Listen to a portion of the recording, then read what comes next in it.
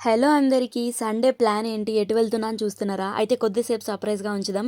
నేను ఎప్పటి నుండో ఒక ప్లేస్‌కి వెళ్ళాలని అనుకుంటున్నాననమాట. సాధారణంగా నేను వెళ్ళే ప్లేస్ అందరూ ఏదో ఒక అకేషన్ ఉంటేనే వాళ్ళ హ్యాపీనెస్ కోసం వెళ్తుంటారు. కానీ అక్కడున్న వాళ్ళ మనసుల్లో ఎంతమంది బాధపడుతున్నారో మీ వల్ల మీకు తెలీదు. ఈ పాటికి అర్థమై ఉంటుంది మీకు. యెస్, నేను వెళ్తుంది అనాథాశ్రమంకి. అండ్ నా ఏజ్ ఇప్పుడు 23. బట్ నేను 19 ఇయర్స్ ఉన్నప్పుడు కూడా ఒక మాట చెప్పాను మీడియాకి. మాకు పైసలు లేక ఏమంటారు అనాథాశ్రమాలకు పోయి ఏం పెట్టలేము, కానీ జాబ్ చేస్తే అనాథాశ్రమాలకి భోజనం పెడతాం మేము అందరికి. ఓల్డ్ ఏజ్‌కి, ఆర్ఫనేజ్‌కి ఏదైనా చేయాలని ఎప్పుడో ఒక ఆశ అలానే ఉండిపోయింది. అంతా బావుంటే ఖచ్చితంగా వెనకడుగైతే వేసేదాన్ని కాదు. బట్ లైఫ్ నా చేతిలో లేదు. అండ్ ఈ రోజుకి కుదిరింది.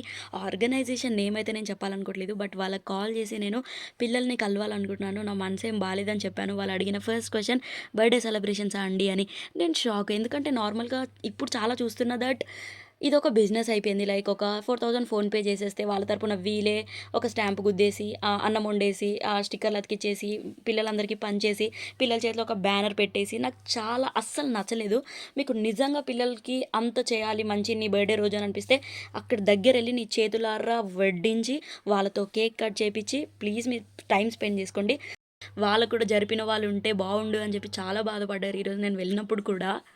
నేను ఆ సార్‌కి చెప్పాను, "సార్ నాదైతే బర్త్‌డే కాదు. జస్ట్ నార్మల్‌గా నా మనసేం బాలే. అందుకే కలవాలనుకుంటున్నాను" అని చెప్పాను. "ఓకే రండి టైమ్ స్పెండ్ చేయండి. 50 మెంబర్స్ ఉన్నారు. ఏదైనా తేవాలనుకుంటే తెండి" అనంటే chocolates, biscuit packets and pencil boxes, erasers అట్లా కొన్ని రిక్వైర్మెంట్ సెట్స్ అయితే తీసుకొనెళ్ళాను మొత్తం 50 మెంబర్స్‌కి.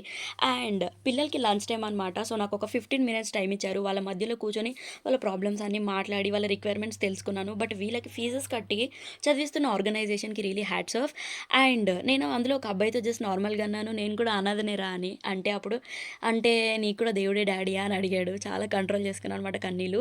అక్కడున్న ప్రతి పిల్లోడికి తల్లిదండ్రులు, టైము, ఫుడ్డు, చదువు, బంధాలు వాటి ప్రతి విలువ తెలుసనమాట. కోల్పోయిన వారికే కదా విలువ తెలుస్తుంది. సో, చాలా నేర్చుకున్నా వాళ్ళ దగ్గర నుండి.